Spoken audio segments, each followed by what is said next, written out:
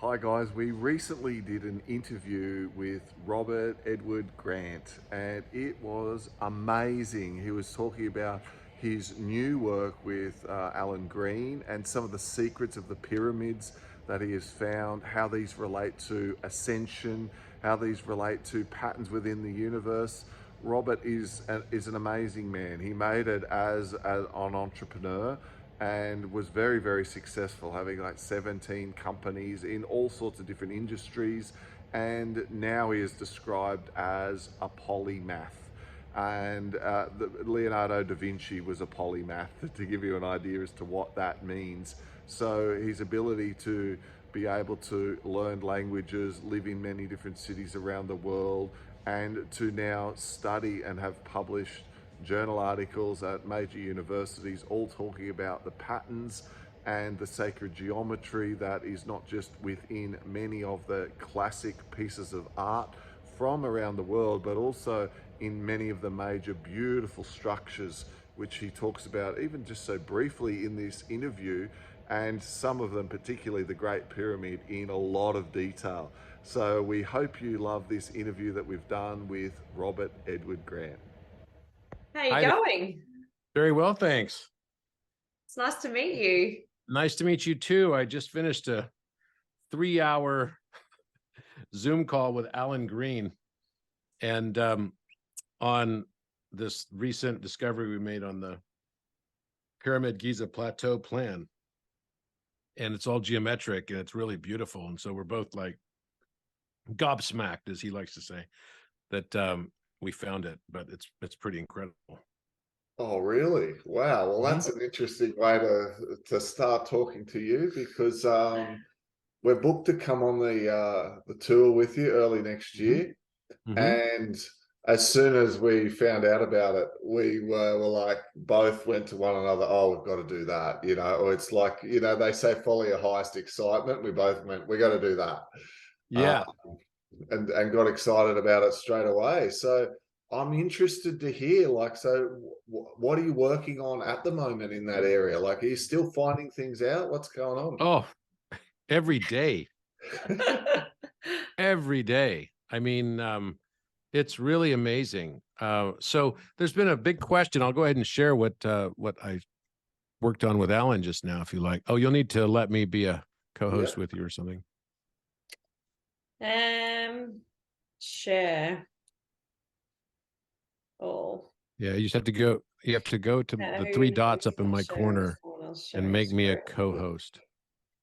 If you just go to, if you go to the 3 dots in the right-hand corner of my picture, there's 3 little dots in the right-hand corner of my picture. Click on those, and then it'll say make co-host. Easy. Gotcha. You got it? Yeah. Got it. Got it. Good on you. Okay. Here we go. So this is a program called GeoGebra. Wow. And what this is, actually, because it doesn't like to keep it in full screen mode. Here we go, like this. There we go. So there's a big question as to why the Great Pyramid is the size that it is and the shape that it is, and what is the rationale for that. And I discovered why that is, actually, and it's quite simple, in fact, and beautiful. What it is let's say you started a circle that had its base on the ground, right? Yeah. And you matched that circle with the perimeter value is equaling the circumference. So let's say the perimeter of this square is 864, and the circumference is 864 also. Right. Oh, yeah, right? From the peak of the triangle. Yeah. Yep. So when you have a circle that has the same exact circumference as the square, and they're sharing the same base, then if you connect this top of the circle to the same width of the square, only you've now extended it half on both sides. Right. So this started out as 108 length. This is just over 100, right? So it's 108 half length. So it's 216 full length. So then this becomes 432 full length, right? Then basically you have matched exactly the Great Pyramid. Wow. That is the exact slope angle of the Great Pyramid. And what also happens is you'll notice that where the center of the circle intersects the square, intersects the pyramid line right here, this line right here. You see that? Yeah. Wow. See that? So right where this is intersecting right here is exactly the center of the circle. So the masculine, the square, which is the masculine, must raise itself to the center of the circle. And then where those two lines meet gives you the pyramid slope. And by the same token, the feminine must bring herself down to the masculine. So the center of the square is defined as follows. I would just take the corners of this square right here and then find where they X each other, which happens to be right where the circle intersection is right here. Yep. Right. So right here becomes the center of the square. Is that So if we then take 108? this will be 108 exactly, right? Because this is 108 length right here. Yeah. So then if I take this and I place a line across here, what you'll notice is something interesting happens. So the pyramid line is intersecting this smaller circle, which is half, it's the same width as the square, where it intersects the larger circle, right? So let's just make this a different color. Make this the green circle. Okay. So you see where it's intersecting right there? Yes. Those two circles intersecting, the pyramid lines going straight through it. Well, what that is telling us is that this becomes the same radius as the center of the square. So from here to here, right, is equal from here to here. That's the same exact length, right? There's no difference in the length because it's just a radius value, right? So if I have this radius, whoops.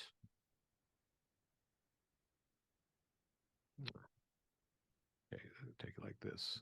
This program is cool. Yeah, it's called GeoGebra.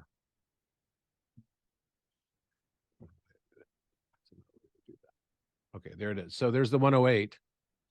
See that? Wow. So that's that length of this line to this line, and then this line to this line will be the same length. Right, so let me try this again. Go like this. There we go. So that's giving me this one. There we go. And then this one is this one right here. There we go. So now I can measure the distance there. Why is it not giving me that? There we go. 108 and 108. See? It's the exact same length because it's just a radius. So what has to happen is the feminine, the circle, must bring herself down to the center, right, to the length of the radius of the square, right?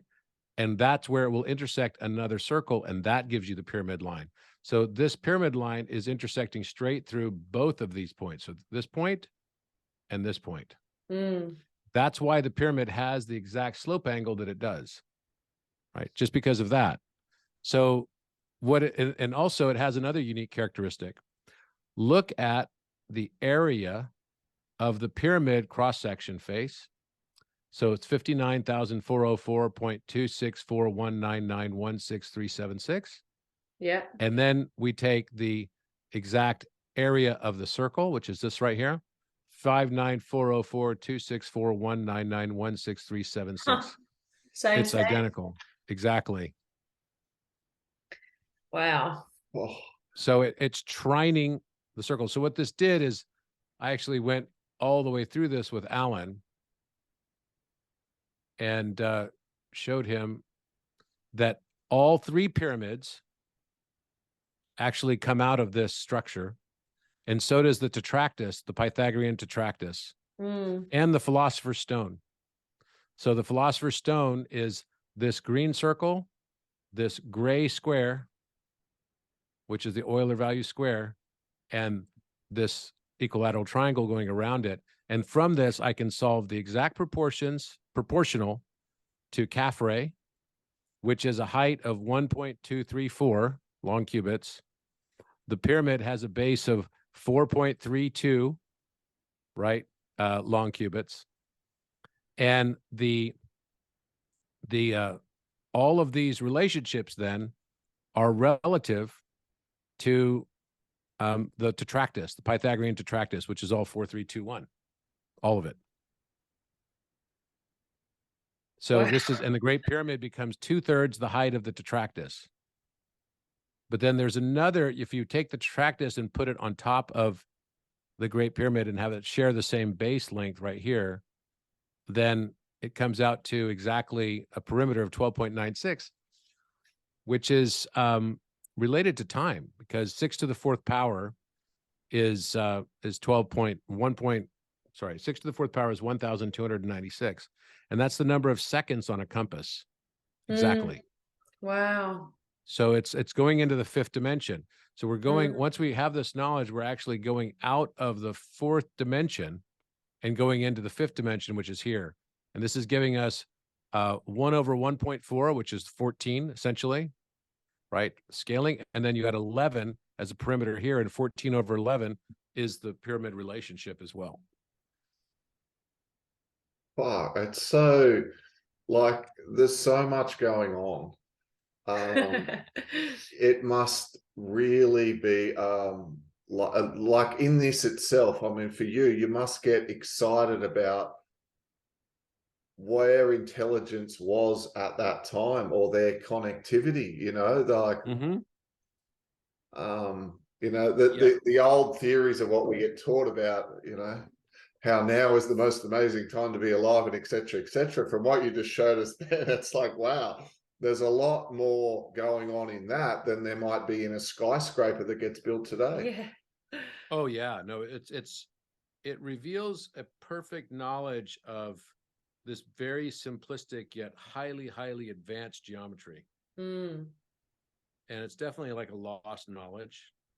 It makes you wonder almost if the pyramid was built in the future, and that what we consider as the future is actually also our distant past. Because time loops on itself. Because we're moving into 5D consciousness now globally, and back then they were in 5D. So it's like incredible that they've created this structure to always remind us of where we can get back to. Yeah, or maybe where we're also going. Because I do believe that time is a torus that loops on itself. And what we think of as we were in 5D back then, maybe all the stories that we're looking at and trying to understand in this simulation game that we call life is actually, you know, our distant past is actually also our distant future. The legends that we're reading about and hearing about in the distant past is actually what we're doing now. Yeah. Wow. I love it. It's so good. It's like all of this is like we're able to start to like absorb this information now. You know, we've done the healing journey, and now we're in the wisdom knowledge kind of phase. Well, we never stop healing, but there's just deepening of information and wisdom, and we're loving it. It is very beautiful. You're going to love the faculty on our trip. Alan will be there. So are you familiar with Alan Green's work? No. Okay, so Alan Green is the cryptologist who cracked the Shakespeare Code, and together we've done a lot of work on Da Vinci and everything. That's what we were going to ask. How you even got into that, and there's the puzzle. Yeah. Oh yeah. Well, the other part of the puzzle is what I presented. Did you see the weekend I presented at last week at Gaia? No, we've watched your Codex and a couple of your courses and bits and pieces, but has that been? So if you've got Gaia, if you've got Gaia, then you definitely want to watch. There's 16 hours of lecture. It's like unbelievable. And it's pretty amazing that everyone sat through all of that. I couldn't believe it. But let me show you what's as part of what we got in that.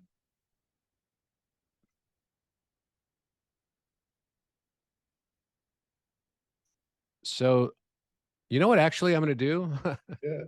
I'm going to show you some other stuff and see if you can see this. So actually, let me stop share on this real quick. And then I can take you to a new app that's pretty amazing, which just came out. Yeah, that'd be great. Okay, so let's see. This new app is done by Harvard, and they mapped the entire inside of the pyramid. And so we're using it for some of the things that we're doing, which is pretty exciting because they did this full-on mapping of it, which is crazy accurate. So here we go. Well, that'd I'm be going to take you. I'm going to take you on a pyramid tour right now. Oh, that's so Yay. good, because you could overlay what you were just showing us that you were presenting with Alan over this map, I'm sure. And I bet every chamber, every passageway, everything. I was actually it's going to all ask for a that, reason. is that the divine feminine line online with the King's Chamber and like, yeah. Wow. Well, yeah, that center line actually goes to the throat chakra. Yes. Right. But the King's Chamber is the center of the square. Okay, so here we go. Yay. We're going into the pyramid. So they actually gave me the key to this door too. It's pretty funny. Wow. You go there enough, you get that. It's like a constant. So we'll be going into the pyramid on our tour. You will be going into this. Yes, you will. Yeah. Awesome. Yes, you will. So this is the entrance that was made by Khalid Al-Mamun, and he blew this out, and he must have known where to go. So people think there had to be a map because he was basically tunneling out, and he knew exactly that it was going to land right here, which takes you to the Grand Gallery. So you could go down this direction, will take you down to the bottom of the pyramid. This direction takes you up to the Queen's Chamber and the King's Chamber. So this is what you crawl through. You know, it's about 39 inches high or so. Wow. I'm getting so excited seeing this. Yeah, so this is like doing it without having to feel your legs sore, because you do get sore, and that's what it looks like on the floor. Yeah. But you just keep going up like this. It's steep, huh? Wow. Oh yeah, it's steep. 26 degrees. So, and that's what it looks like in the Grand Gallery. So you could fit, like, it's the length of an airplane. It's a long airplane, right? This is a big place. Mm. And so you can look back like this also. Wow. It's a pretty cool program that you can do this. Yeah. It's like Google Earth, isn't it, a bit? Yeah, it is. It really is. So this is something called the Great Step. And this is actually the step that's right under the center of the Great Pyramid's apex. Now, these corbels on the wall here, there are 7 of them. So 1, 2, 3, 4, 5, 6, 7, right? These 7 corbels are like 7 notes. Think of it like that, because it's like an acoustic chamber. But this Great Step is where you can see how it's kind of like worn down here, where people like put their butts, I guess. And they sit there, and you sit right underneath the pyramid's apex, and there's like a lot of power right here. But this Great Step is like symbolic of kind of climbing up the last step in your life towards getting to this higher understanding and awareness. Oh, God, I can feel this in my heart. It's like beautiful. So then you go in here. This is the entrance into the King's Chamber. So that opening, how high is that opening here? It's like you're crouching down? It's the same, like 39 inches. So you can see it right here. Oh, now it's not letting me go back in there. Oh, but yeah, it's the same like, oh, here we go.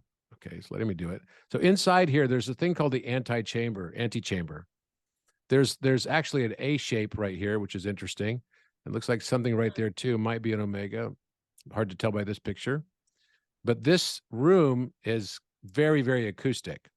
So most people go in this room here, and they kind of crawl to this point, and then they start chanting, because it's got also like corbels here, which when you find the right note, the whole place just whoa, whoa, whoa, whoa, whoa, whoa, whoa, like makes the sound like this. It's really amazing. So do people chant in there? Yes, all the time. Mm-hmm. Yeah. Have you ever done it? Oh, many times. Yeah, like every time I've gone in. Yeah. So now this is the King's Chamber. Wow. This is the King's Chamber. So you can see there's only one piece of furniture in here, and it is it's exactly just this one box, right? And this one box on the rim of the sarcophagus is where I discovered the Alpha Omega. It's hard to see in this light, but I've got another video where it's well lit. Yeah. But maybe we can see it. Let's see. Oh, here it is. You can kind of see it right here. There's a letter A. Mm. See the straight line of that? Yeah. See the straight line? And then there's an omega right here next to it. I discovered that in 2018. Mm. And it's as old as, it's got the same patina and everything as the entire pyramid does. But there's another, let's see if we can find this. There we go. I'll do another quick thing to my website.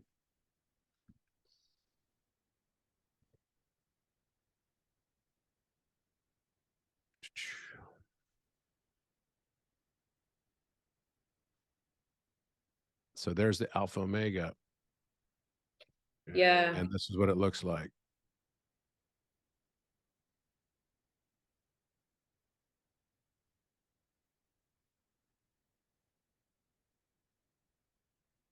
Etched in.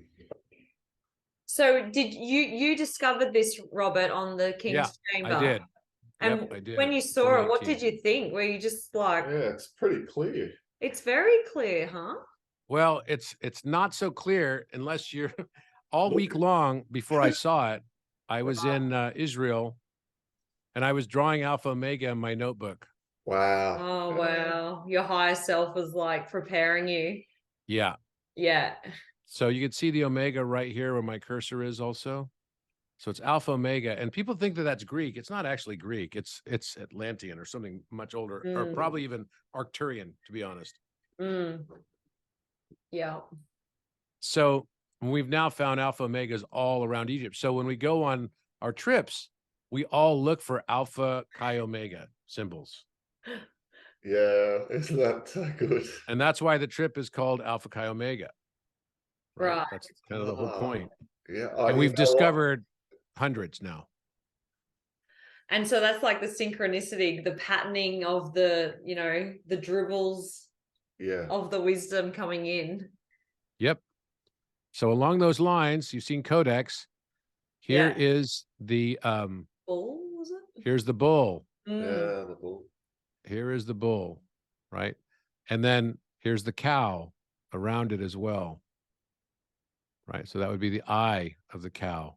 Here are the horns of the cow. Right. The eye of the cow. Here's the bull. And then there's something that looks like it's above that, doesn't it? You can almost see like, it almost looks like a snake or some sort of dragon or something. Like it's got writing across this. And I'm like, what is that? Well, then my assistant looked up and she saw above the bull and the cow on our trip in 2021, this bird with an eye right here and a wing that goes like this, like a black bird. And here's the tail of the wing of it. And then another bird right here, a larger one, right? And then its wing goes like this down, and then another one, the wing goes around it like this. So it's like above the cow and the bull, like is this phoenix and a Bennu bird. That's a white bird with a long beak. Right. I've got better photographs of it, but let's see if we can. Well, you see them in the yeah, you can see hieroglyphs, don't you? In images. Yeah, you can see this right here. So it's this white bird, the Bennu, and then this black bird. You can see its eye right there. So my assistant discovered that one, and then I started looking at on my last trip really closely. I noticed something kind of very unique here, because look at this. This is a tree of life right here. Here's a tree. You see the trunk? Yeah. And here's the leaves all around it. And here's the root system. Wow. Going off of it, right? So if I pull back a little bit, you can see it, the colors of it better. So I could go back to this wall and now I come back around. See it? Driving. Do you see it right here? Yeah. Okay. And there's also eyes coming off of this. And this is on my last trip, I discovered dragons. There are two dragons that represent Kundalini. And you could see the back of one of them. This is crossing several stones, is just follow the course cursor. You see this line right here? Mm. It's like they're intertwining, right? Just like Kundalini Wow. snakes, right? And it goes all the way to the end here and all the way back. And then there's a second one and it goes all the way. And then I found another third dragon, which is right up here. So this is an eye of one of the dragons. Here's an eye of the other dragon. Here's a third dragon. It's much larger and it comes down and intertwines. You see, it looks like almost like DNA across here. You can kind of see it. It's very faint, but it's there and it's right underneath the birds, the two birds. Now, about a month after I discovered this, which was on April 23rd, right, then there was the queen who did her like Jubilee thing. Mm. And this is what she did. So I saw 3 dragons and I drew it all out too, which is pretty interesting. Queen, DNA tree.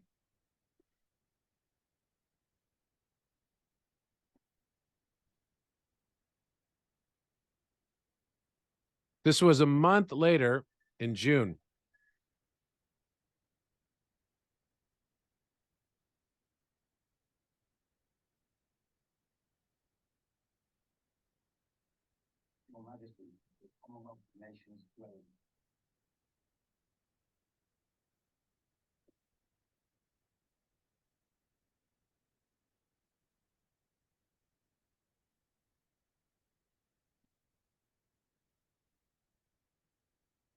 Oh, is it the lights on the Mhm. ground there? Same. Remember, it was 3 dragons attached to the Yes. tree. Oh, wow. And that's DNA. Look. What is Three strand DNA.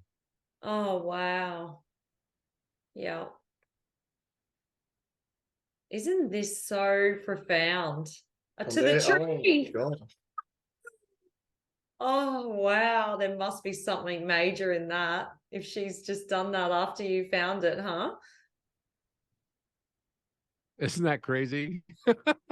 So does mainstream just say, "Oh, the Queen lit up a nice light show"?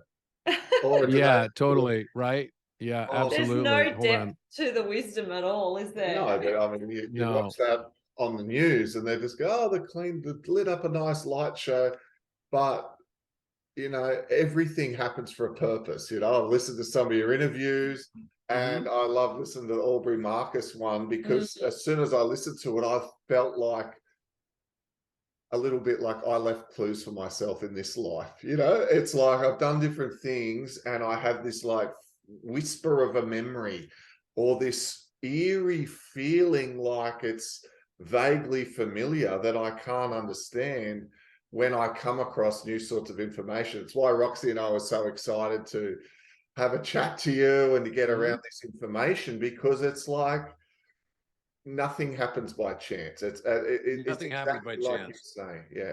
Everything happens for a reason.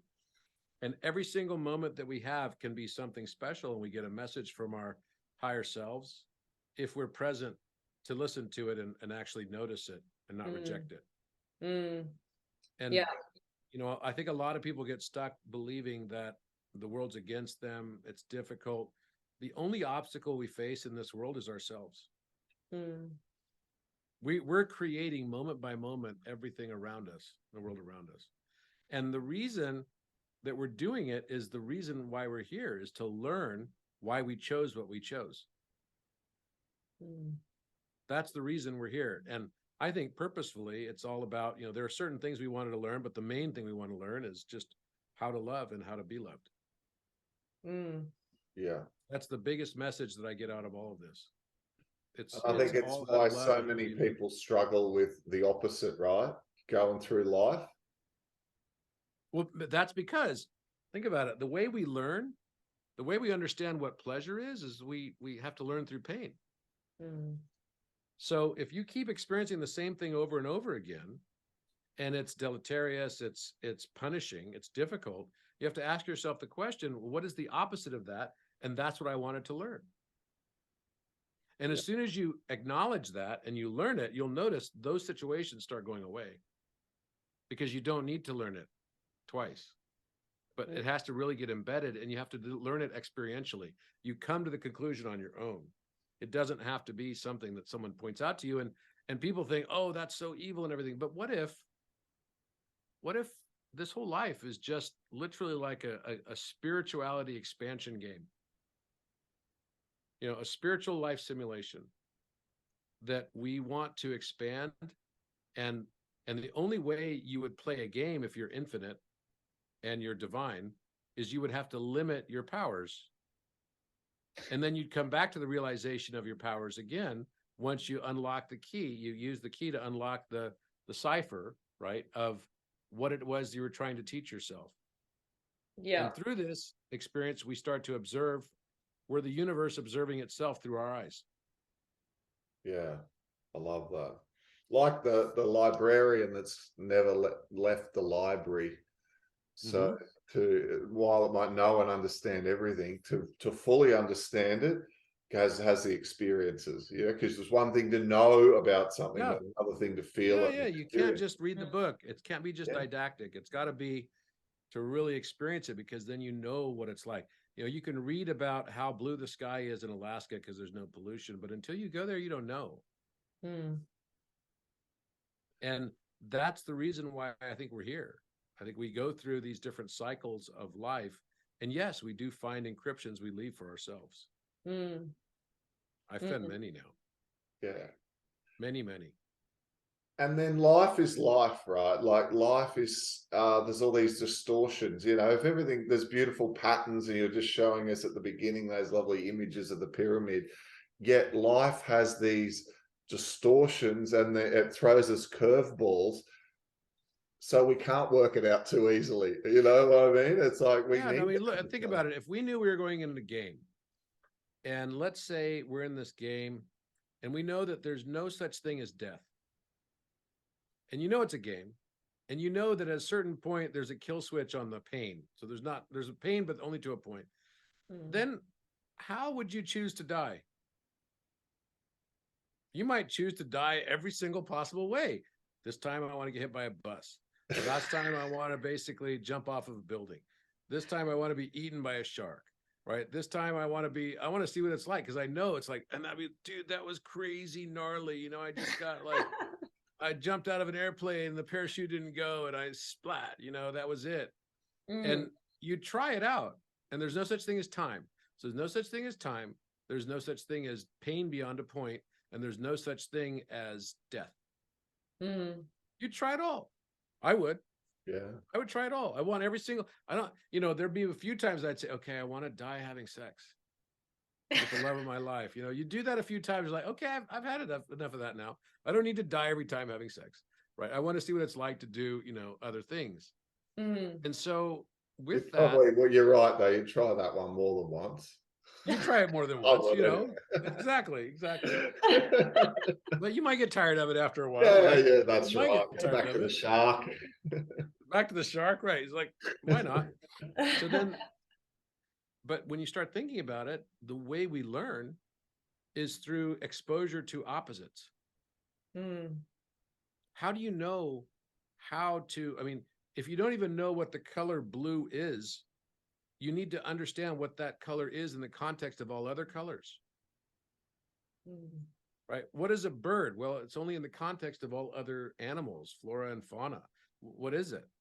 So these concepts are there for us, and the contextual references are there for us to be able to learn from. So if we decided we wanted to come here to learn unconditional love, then the thing we're going to experience the most in our life is betrayal.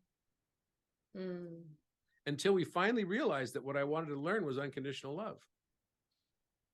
Because betrayal is the opposite of unconditional love. It's conditional love. You'd never feel betrayed by someone who you never cared about. You only feel betrayed by someone you loved. So we learn through opposites, and we tend to want to blame, and we tend to want to sort of like obfuscate and say, oh, someone else did it to me. I got victimized that. I got victimized this. Oh, the archons are out to get me. I'm like getting it screwed by someone else and everything else. But then you finally realize at the end of it all that you're it's your subconscious and your higher self that has chosen every one of these experiences for you. It didn't happen to you, it's happening for you. But it's hard to see that until you can see everything in the retrospect and see how everything connects, and how actually what we perceive as the worst thing that ever happened to us very often with time flips its polarity to, geez, that was really tough to go through, but it was the best thing that ever happened to me. I don't think back to high school and I don't even remember the teachers that I thought were easy. I only remember the teachers that were the most challenging, the ones who pushed me to my limits, some that I even hated at the time. And that's the way life is. You know, you can think of each of these experiences as teachers in and of themselves. So how can we learn from this, and how can we recognize that I chose it, but the question is, why did I choose it? What did I want to learn? And that, when you finally integrate that teaching and wisdom in, then that becomes super powerful. Right? It's like the thing I just posted this morning about, is it a fact or is it a facet? Right? I don't know if you saw that, but I just posted this thing today. Is it a fact or a facet? Because so many people live their life based on what they think are facts, and that defines them, but that's not the case at all. And I can completely relate. I can totally relate to what you were saying about it can be the best day of your life or the worst day of your life. And there's a lot about people changing their timelines. You know, they use all these words, changing timelines or shifting timelines, but it really, through awareness, you can look back on something at the past which you thought was a horrible traumatic event, but all of a sudden realize that it was a blessing and a gift. And in that, you can transmute everything with your perception, to the worst thing that ever happened to the best. And this is that's what I mean. So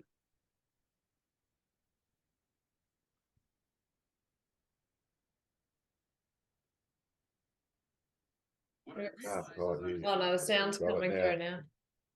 I have to put a little Euler number in here, which is the owl.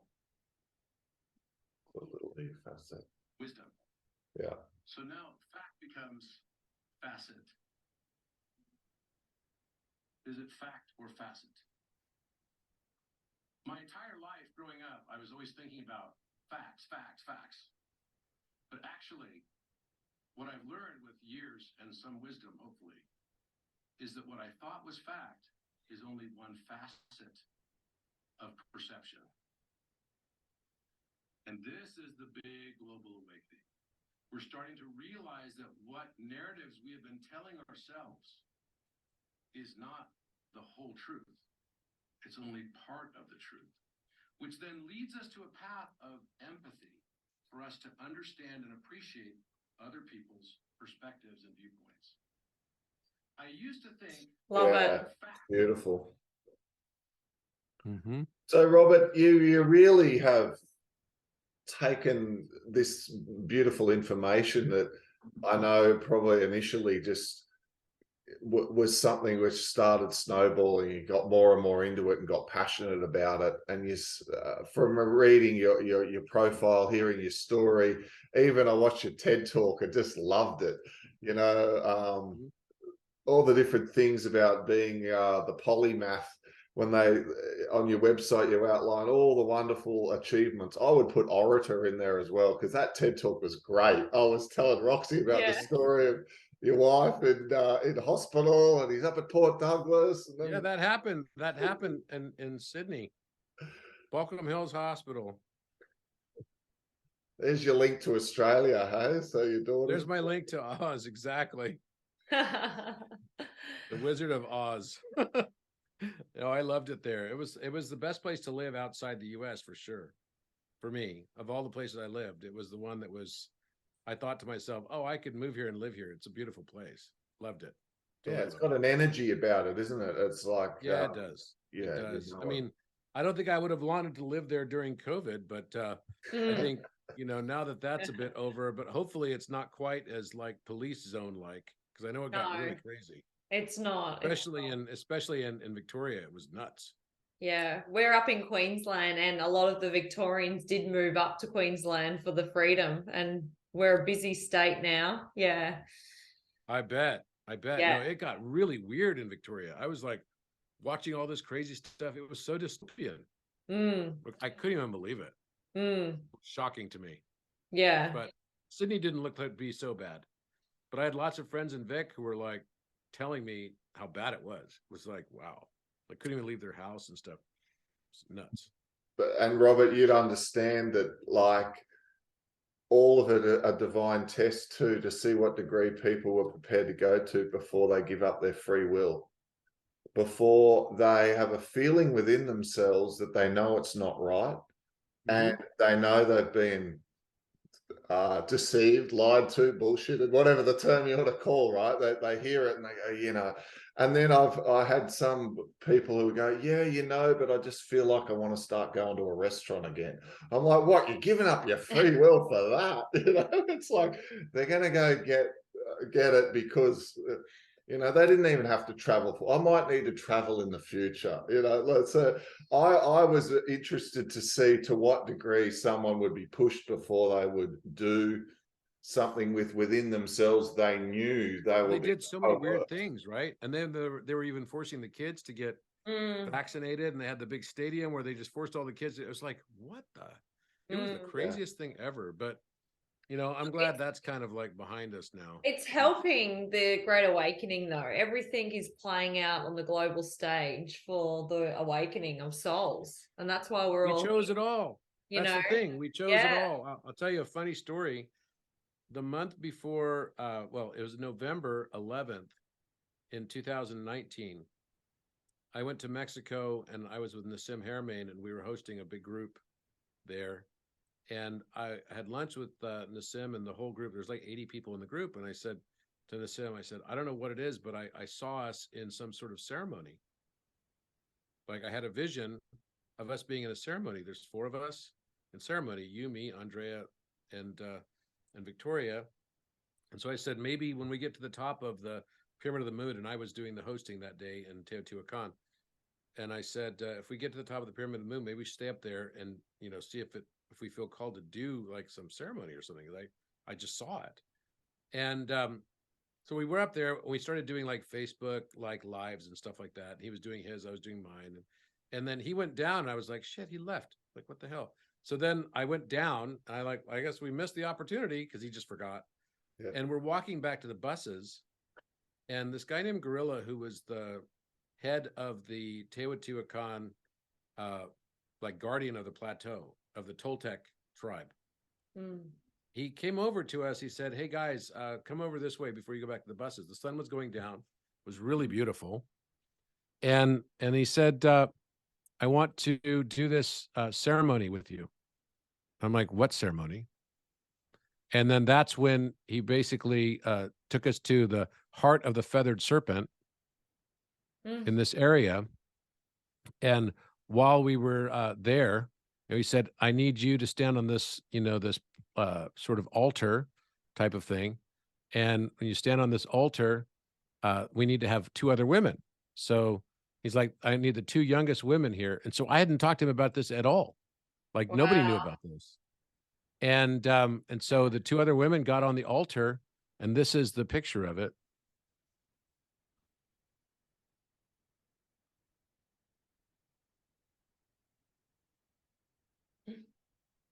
Wow. So this is me, that's him. This is the heart of the feathered serpent. It's right in the, like right off the middle of the plateau. It's on the other side away from the pyramids. And this is Andrea Victoria.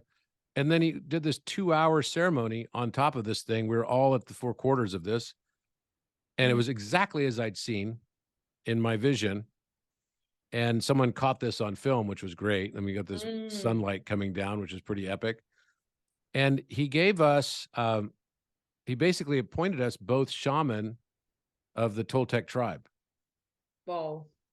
And the women were basically appointed like holders of the fire, holders of the flame or something like that. It was really, really a cool ceremony thing. And he gave me a gift and he gave Nassim a gift. And the gift he gave to Nassim was a mask that he had been carrying for 40 years. Oh, wow. And the mask was, let's see if I can find this. So the mask was like this. It had a phoenix, or rather a thunderbird on it, a large thunderbird, and I was given a heart, which was this conch shell. And the conch shell was a flute, and the flute has a phoenix painted on it. So the phoenix and the thunderbird in alchemy are actually two just opposite, like the shadow of the phoenix is the thunderbird. Yeah. So they're basically the same thing. So he gave us these things, and I didn't think much of it. But a week later, and then when he did the blessing to me, he was like yelling at me, and he's like pointing at me. He's like, "You get the cosmic knowledge." I didn't even know this guy. You get the cosmic knowledge. You have to take this flute and play it into all of the sacred sites around the world, Wow. And I was like, what the heck? He's yelling at me. You could tell, look at his face. He's like, Yeah. It's like you're in trouble. like I'm in trouble, totally. Yeah. And he kept saying, "You are the one, you are the one." And like everyone's like going, what the heck? Well, 1 week later, so Nassim got a mask, I got a heart flute, right? That's what the mask looked like. This was my heart flute. Oh, wow. So that's in color. Mm-hmm. Yeah. And we were, and Nassim was given all of these beads of wisdom, right? From each person, they had to give him a wisdom bead. And then I was told I had to go take this and play this at all the sacred sites to awaken the earth to the next thing. And so it was like this really cool ceremony thing. And it was exactly as I had seen at lunch that day. Well, 1 week later was the first COVID patient. And what was it that we all had to wear after COVID hit? A mask. Yeah. So that's pretty funny, right? It's like, wow. And that actually happened just like that. And so I went then to Egypt, and I ended up playing, the flute inside the Great Pyramid, which turned out to be a really beautiful thing. And it was a really great experience. And I recorded it and everything, and the sound of it was pretty amazing. I can try to find it if you like, and you can listen to it. Did you get any like downloads when you were playing it? Because when you raise vibration with that, 100%. tapping into that, Yes. like universal energy and wisdom. Yep. Oh yes, I absolutely did. There's no doubt about it. I had like tons of downloads and everything off of that. It was really incredible. And let's see if I can find this here. Did you get any like instructions as to the next sacred place on the earth to go to, and like have you fulfilled that at all? Yeah, I went back to Egypt again 3 times since then. Yeah. And each time there's been another thing that's been kind of like that I've gotten out of this, and more discoveries, just like the dragons on the walls and all the stuff. The stories on the walls that are being told are the story of Osiris and living through his life of many lifetimes of reincarnation. That's what it is. So let's see if I can get this for you. Recording. Because we went to Norfolk Island, which is the land of Lemuria, for a conference just recently, and then straight after I went to a womb healing kind of journey in Uluru. Uluru, really? Yeah, I've been there. Yeah. And then I got home, and that's when this Egypt trip was like brought in, and we're like, right, we're going to go to Egypt next. So it's like the sacred sites, because that's the solar plexus, Uluru. It's a powerful, potent, strong, like area there. And yeah, so we're so looking forward to coming over to Egypt to see what the next part of all of this is. Oh, totally. No, absolutely right. Let me see if I can try to figure out how to get this recording for you to pull this up, because I thought I had it. But anyway, we can go through other questions while I try to, save to Dropbox, save to iCloud, save to, how about just send by SMF? There we go. We were going to ask you as well, like how do you raise your vibration? That's the key to all of this for elevation of consciousness, raising the vibration. Is there any like particular modalities that you've used, like plant medicines or breath work? Have you how have you dealt with the emotional side of this journey? Yep. I think the most important thing for me is to always be in a place of gratitude, no matter what the circumstances, even for the difficult situations, to realize that you trust the universe. You know the universe is going to do you right. And no matter what, even if it's a difficult thing, it's something that's best for you. And that your higher self knows better what you need. Yeah. And don't try to second guess it. Just trust it. So being grateful for all experiences as they happen, no matter what they are, that is the key. You know, a lot of people think that we're supposed to come here to learn how to escape Earth, right? It's like it's a bloody escape room and we're going to get the hell out of here, right? That's Well, actually, yeah, it's clearly it's not that, right? It is not that. It is the purpose of this place is to learn how to fall in love with it. Mm. And once we learn how to fall in love with it, then you can transcend. Mm. So raising your frequency, and certainly there's ways, you know, there's shortcuts, but the best ways that I use, and I don't need to do any, you know, like plant medicine or anything like that. I've never had to do that, but I'd say psilocybin is an kind of a shortcut in a way, and it definitely helps you. It definitely helps. I wouldn't go too crazy on it, but there's a point where you'll know when it's time to do it if you haven't done it yet. And then the other thing that is very helpful for me is drawing geometry. That's a meditative practice. Mm. That's why the alchemists and the hermeticists, all the hermetists will always have pictures of like a hand drawing with the compass and circle, compass and square, straight edge. And that's because, you know, it's a divine practice. It really is.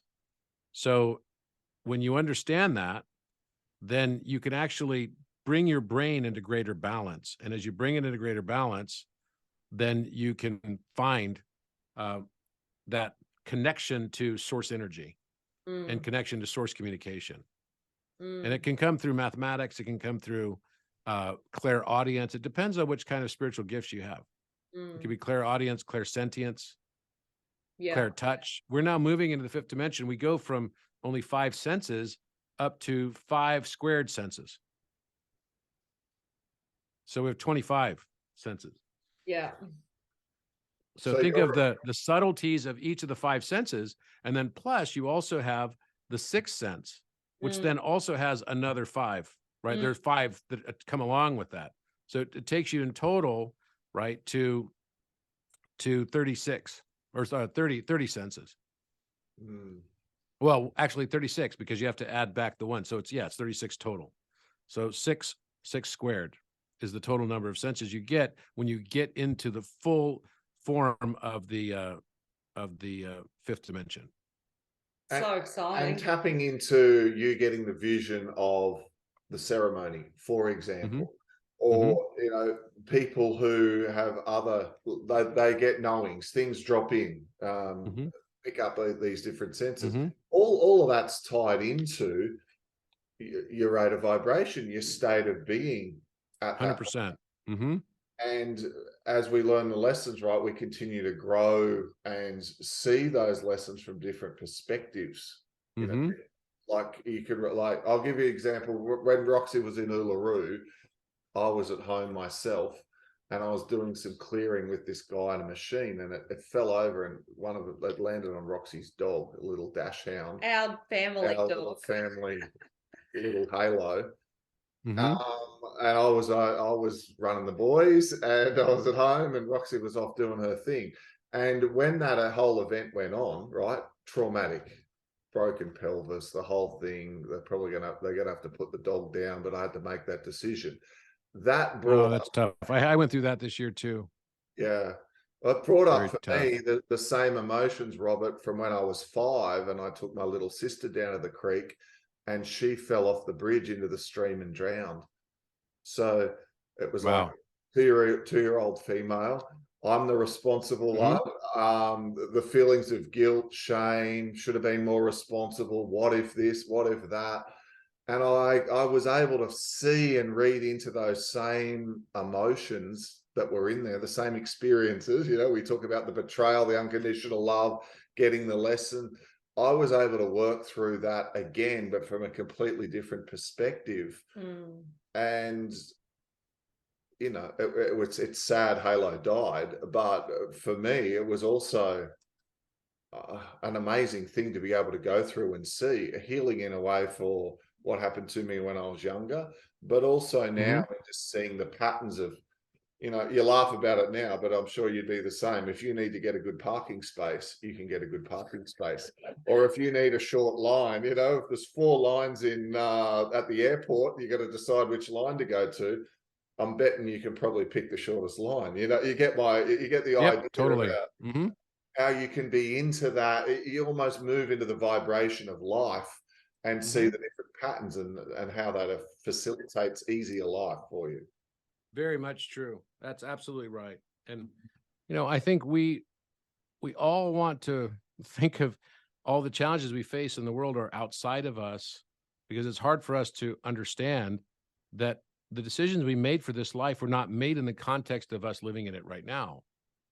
They were made in the context. That's why we come here. If you really want to go through the process and have like a complete spiritual expansion through the learning, then you come here without any memory of it. But then you start getting peaks of it. As you raise your consciousness, you can start seeing through these dimensional boundary conditions. And as you see through the boundary conditions, you start recognizing patterns more. As you recognize patterns more, you see through the boundaries more. It goes back and forth until you raise that consciousness all the way up, and you become totally authentic, and you start remembering all your lifetimes. You start remembering all of the things that you left for yourself. So when I discovered the Alpha Omega, the reason I discovered it is because I remembered where it was. The moment right before I looked down on the rim, I had a memory flash of being there when it was placed there. And then I looked at the exact spot that I remembered it being placed there, and it was exactly right there. Oh, how is that? So do you remember the character that you played when you were in that lifetime? You know, I do to a certain extent, but you know, it's and the funny thing is, it's been many lifetimes. It's not just one lifetime, many lifetimes where I've gone back to this, because at each different, so in many of my different lifetimes, I started remembering the same thing, and I would come back to this place as like a central thesis place.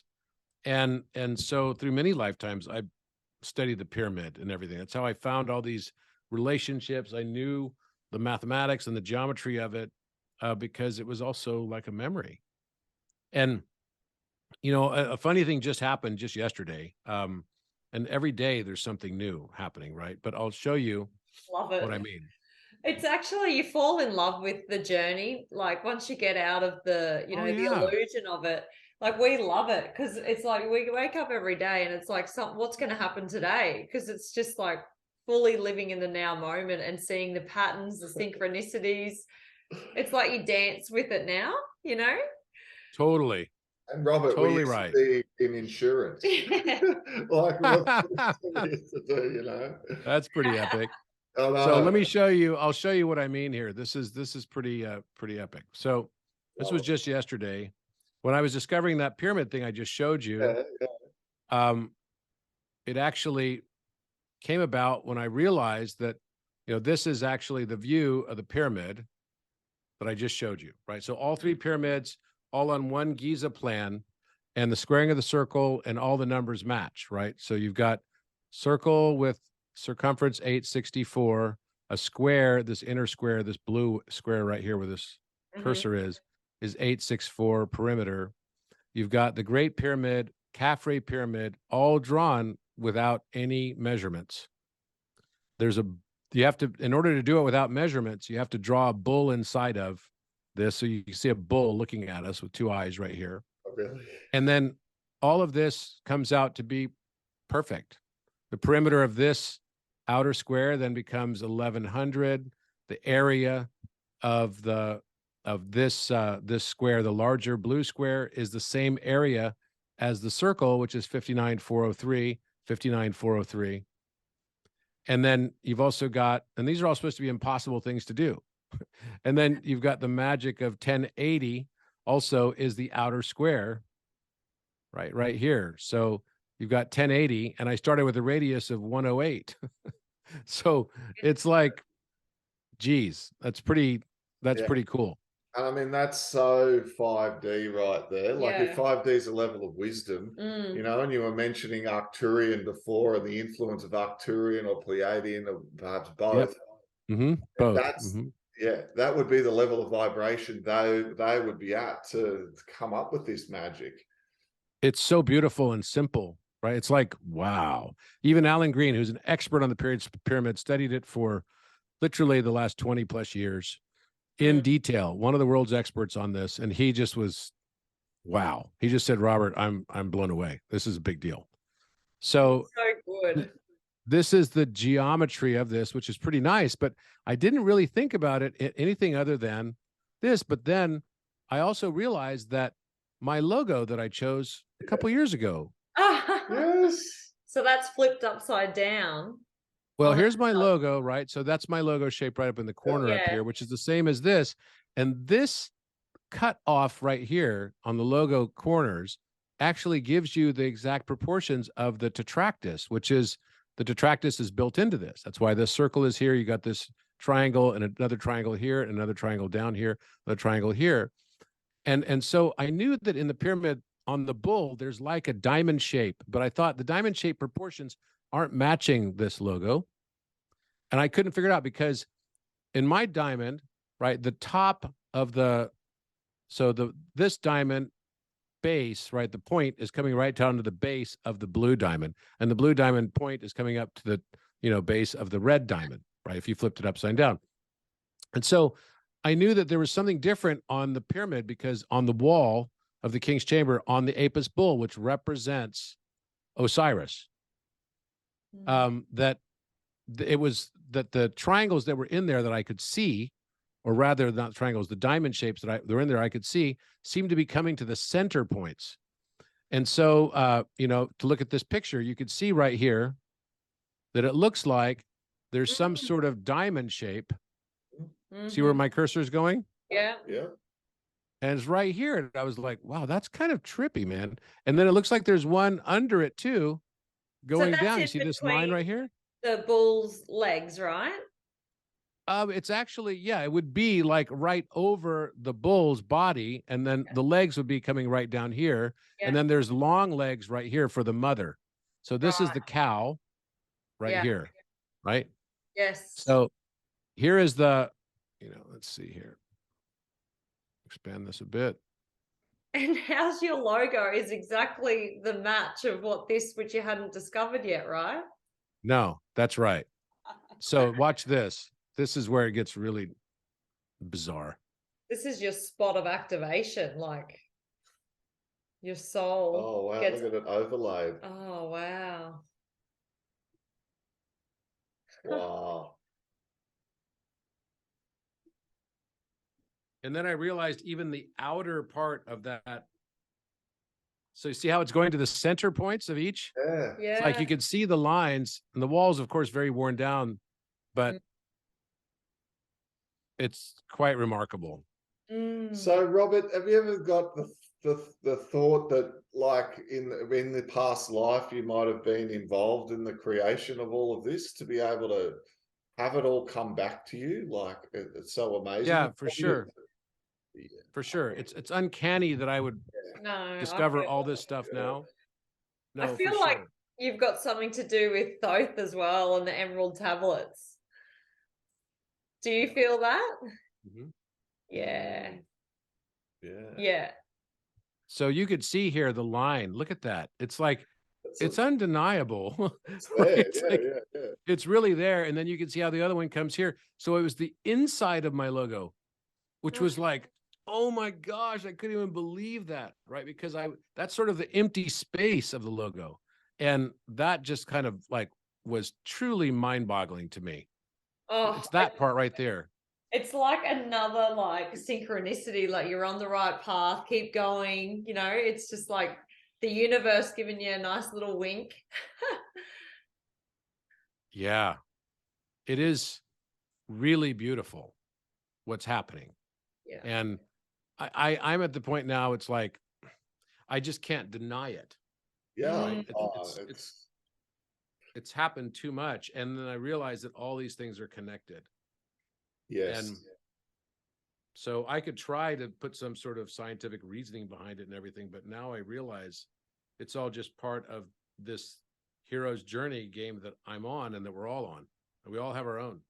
Yeah. And like, look, you obviously had worked out 3D life. You're very successful at 3D life, but it was inevitable that eventually you would realize that trying to find things outside yourself weren't the answer. So you went within, and then look what's here. It was like, oh my goodness. Obviously now your passion of just all of these discoveries, rememberies, or both, whatever we want to call them. But then you look at things like that, and it must have almost given you chills when you saw that. Just go, holy. Oh, when I saw this, that was like, it was the straw for me, where I finally was like, okay, fine, I get it. Yeah, I get something's going on with me. Yeah, know, those moments. Amazing. Oh wow, thank you very much for sharing these things like that are different from normal. You know, I've listened to a lot of your interviews before talking to you today, and I haven't come across any of this before, so I appreciate you sharing that with us. It's been well, and you know what, here's what I really want to say is that no one of us is any better than anyone else. None of us. So when you realize that the universe around you is just your you inverse, right? It's just what's on the inside of you that's projected out, because we can't separate our lens of bias. We can't separate our lens of viewing the world, our perspective point, this facet versus fact. Yeah. And we can easily start thinking, oh man, I'm better than, or someone's better than me, and making comparisons and stuff like this. I do not believe that one bit. I think every one of us is divine. Every one of us is God consciousness. Every one of us. No one's better than anyone else. And that means we can learn something from every single person that comes along. You know, we can basically look at life and say, you know, oh, that was a real bad experience, and not really look for the hidden gems within it. Or you can meet someone who you think, oh, that guy was kind of an asshole. Well, actually, maybe there was a hidden message in there for you. And maybe they've been there all along. You know, I have synchronicities every 5 minutes now. No joke. At least every 5 minutes. At least every 5 minutes. And it used to be once every few hours. And then it used to be never, right before that. So now it's like every single experience that you have can turn into a divine experience and a message from the universe, your you inverse, communicating back to you, if we're present to listen to it. And if we don't believe we're better than everybody else, because everybody else, that's the whole thing. It's like, as soon as you think you're better than other people, you stop listening. And that's another trap that people can easily fall into. We all have our own hero's journey. We all have our own magical path. It's just a function of us finding that path within ourselves. And we'll find it by going deep within ourselves, not by going outside of ourselves. Yeah. It's going inside and then it goes out. Right? It's not the other way around. I spent my whole life thinking, oh, I need to explore the world. I need to explore the world. When actually, and the weird paradox of that is actually everything I thought was outside of me was just a projection of what was inside of me. It's literally an X in mathematics and 1 over X. So 1 over X would give you a long period number of cyclic reciprocity, right? It's like going to give you this very long cycle, like 1 over 7. Is 0.142857, and those 6 digits repeat infinitely. And they all sum to 9 if they're prime numbers. So that's like my cycle of samsara. That's my life patterns I keep experiencing over and over again. That probably also had something to do with my, you know, with my date of birth and my zodiac and my numerology and all of that. So you could boil it all down to one number. And that one number determines everything. And you can find that number, but there's a way to make that number totally divine and give it a golden ratio. And that, you know, we only discovered that a few months ago, and it's really amazing, but everyone has one. Again, nobody is going to be left behind. Every single person will eventually, along their path, along their decision quest, And literally, it is a decision quest. What did you decide for your life? So once you finally get there, you have to realize not what did I decide for myself, but why did I decide it? What was the key learning? What did I want to experience? What did I want to go through from a difficulty perspective? What did I think was going to be the very best and highest use of my effort in being here? And it can be the most beautiful thing, you know, like there are people in the world who think that there's no such thing as miracles. And then there are other people who believe that life itself is a miracle. I can sit here and tell you right now, my own experience is life itself is a miracle. Every single aspect of it is a miracle, if we choose to see it that way. And it will be so. That's beautiful. Hey, it's just like you speak the wisdom to the heart. It's like you don't hear it in here, you hear it in here when you speak. It's nice. Thank you. Thank you very much. Well, I've got to go home now to see my kids. But such a great pleasure to meet you both, and I look forward to meeting you in person soon in Egypt. And believe me, you will be blown away, and we will discover many, many, many things. And it's such an exciting thing. I'm telling you, you're gonna love it. It will change your life, and it will introduce you as well while you're there. And one thing I would really highly encourage is to come fasting. So I fast usually for 40 days before ever I go to Egypt. 40 days? 40 days. It's not no eating. I just do kind of like a Ramadan fast. I don't eat during the daytime. I only eat after the sun goes down. And I do that for 40 straight days before going to Egypt. And, you know, you lose weight for sure, but that's not why I do it. I do it because it takes up my vibration. And then about halfway through the trip, I start eating again because I need to be brought down. Like, because I feel myself like, wait, I'm like floating away. And it's usually right after we go on the balloon ride, right? There's a balloon ride in southern Egypt. We go is there? Over Luxor. It is epic. You don't want to miss it. People last year slept in because they were tired. And they're like, what did we miss? We're like, oh man, you missed it. And I told this time, I was like, okay, guys, last year we had too many days in a row where everyone had to be up at 4 a.m. So it was kind of nuts. So I said, not this year, mate. Not this year. But you will love this trip. We're looking forward to the schedule. You've done it a few times now, so you've probably worked out all the perfect things and timing and herding the group. Yeah, it's a big mix. You know, we do like a mix of super adventure, Indiana Jones style stuff, and you'll definitely experience that. Way underground in tunnels that you never thought you could crawl through, and crazy stuff that you're thinking, oh my God, this is bloody dangerous. And we also do things that, we have parties in like, incredible places that nobody's ever had parties before. And events that are just like super, super access. Most of the places we go to, we have private visits. So they close the sites for us. Awesome. And it's probably 75% are closed sites for us, which is great. But it's a really, really amazing trip. I think you're going to absolutely be blown away. And you will get out of it what you put into it. If you come into it with the right intentions, you will find what you're looking for. And usually you are what you've been looking for. Yeah. We're so excited. We can't wait. We just, as soon as we heard about it, it's like an instant soul activation. And we were like, right, let's book this. And we applied and it's like, yep, sweet, we're going. So we're just like little kids, just excited to go on a trip together. We've got 2 little boys. We'll leave them here for the couple of weeks. And because it's a long way across the country, across the planet, but we're going to go there and back. And we're excited. Hey. Yeah. Good on you. You know what you should do is you should get how old are your kids? 6 and 9. Okay, you know what you should do? You should get them a virtual pass, and they can actually join on all of the trip. Oh, awesome. And they do it on the computer. It's really cool. So really? we film all of it. Yeah. So we'll start offering the virtual pass in another month or so, probably. And we did it last year, and we have several hundred people that are like there with us, and they can even ask questions and everything on a group chat that we're all on. And then everyone posts all their pictures to the group chat. So everyone has everyone's pictures, and all the people that are on the the virtual, and then we even do reunions.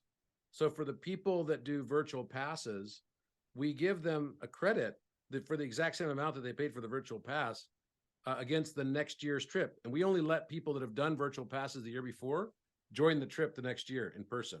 Because we don't want to train them on, there's too much they have to be trained on, right? It's like a lot. So, and that's why it's good that you watch Codex.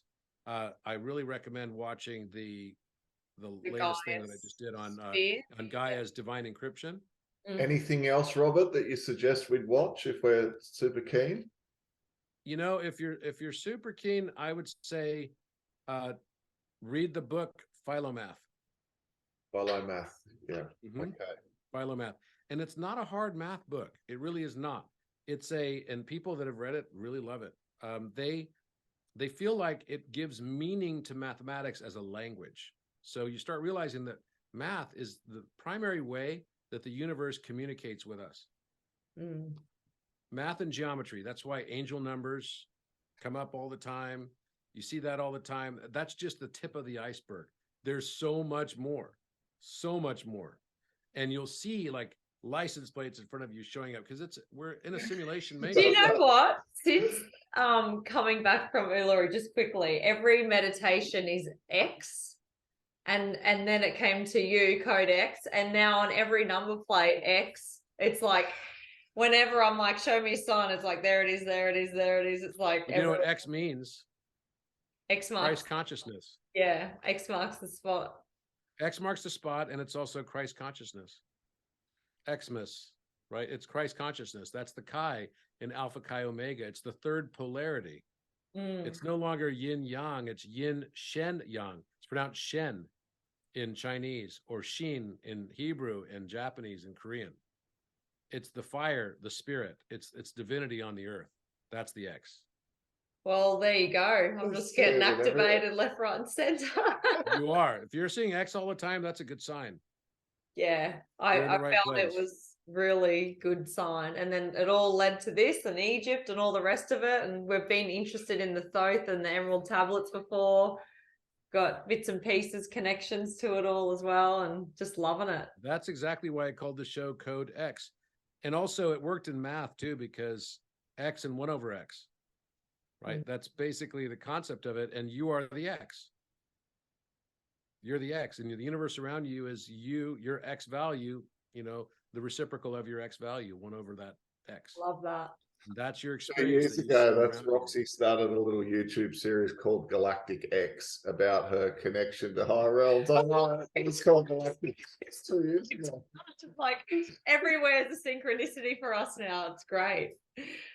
Yeah, you're going to see that this is all coming back to Arcturians, Atlanteans, Lemurians, and we're just like going back on this cycle that we thought that we read about. We read about the story of Enoch and the transcendence of Enoch and all that.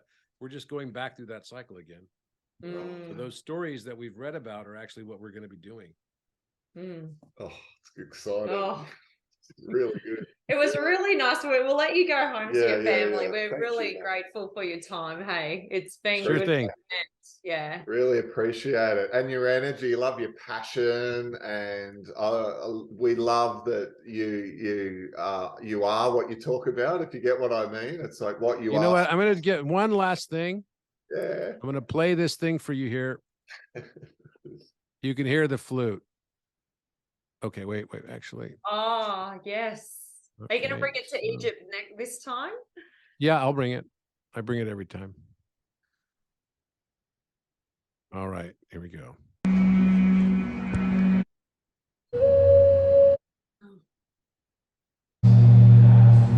This is in the sarcophagus. Make sure you turn your volume up. So I'm ohming to get the resonance of the chamber.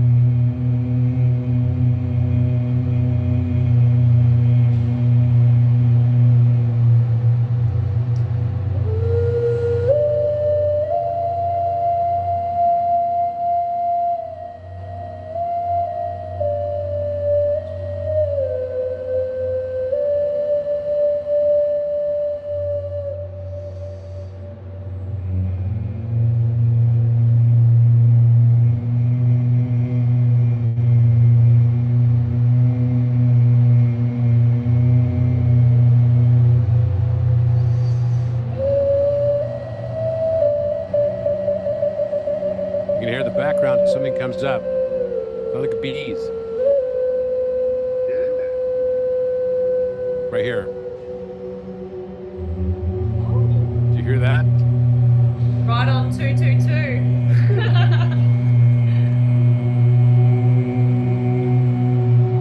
I was the only one in there. This is only you? Uh-huh. Me humming, and then when I stop humming, I'm playing the flute.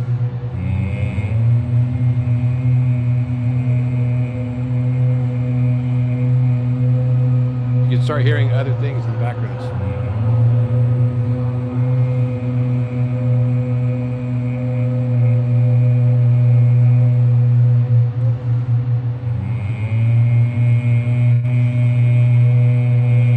Like that. You hear that in the background? Yeah, that's like divine feminine sound. Isis coming through.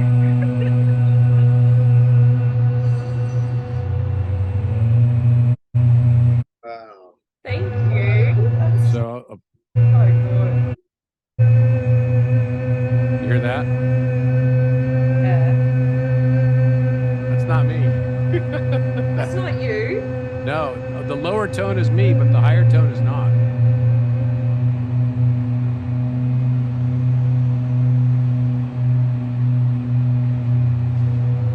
That. Jesus. It's like there's another person in there doing that Yeah. tone. Hmm. And I feel like it's female. It's like a female energy It feels like that, right? balancing the masculine, right? Yep. I wonder what if you put the sand on the plate and then you played this, you know how they formed the pattern. I wonder what shape it would form. Yeah. Imagine if it did your logo. Right. There you go. Another one. The whole thing is like this. Sounds like whale sounds almost. I didn't even notice it until after. When you listen to it after. You know what? I think this cut off the end of it. Well, maybe not. See that?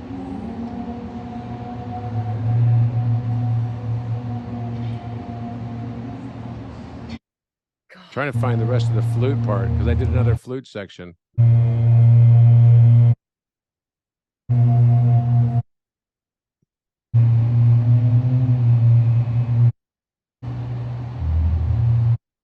There it is.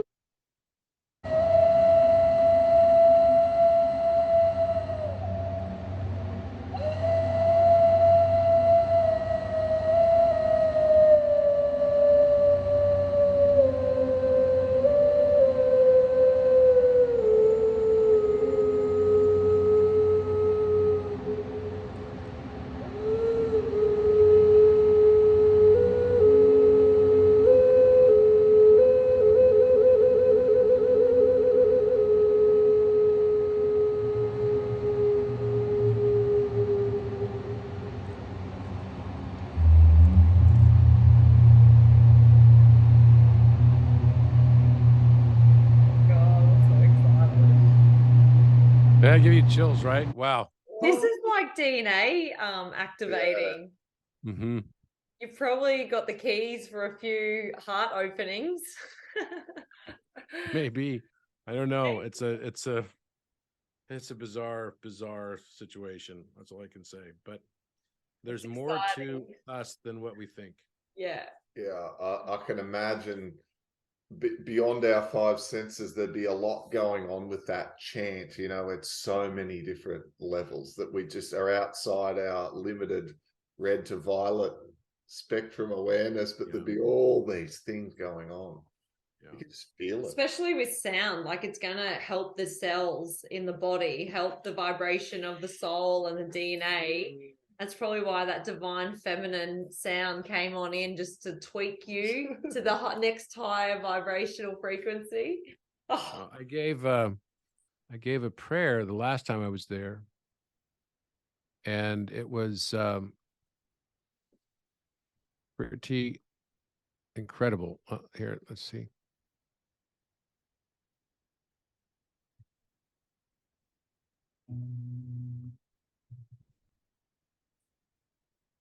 Oh, this is the same one. It didn't download. There was another one that I had the prayer, but it's too long to do now. But basically, it was maybe next time. I'll play it for you. I did play it on the Gaia thing, so they all got to listen to it, and it was a prayer for the throat chakra. Oh, beautiful. Well, thank you so much for coming on, and thank you. yeah, it was so nice to connect with you. Have a beautiful night with your family. You too. Yeah. All right, we'll see you soon. Yeah, see you, brother. Bye. All the best. Bye-bye. Yeah, see ya.